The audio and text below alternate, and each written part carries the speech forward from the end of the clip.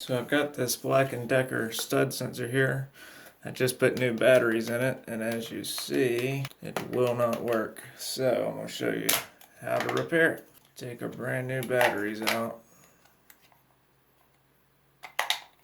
Got to get all the screws out of it.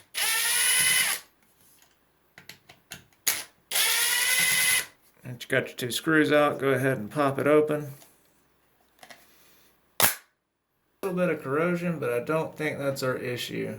I now notice, see how that's got just the slightest bend on it?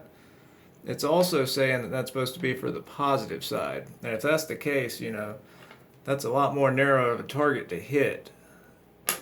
And if it touches the side, it'll ground out. So let's just try bending it back this way. Let's see what that does for us. There we go.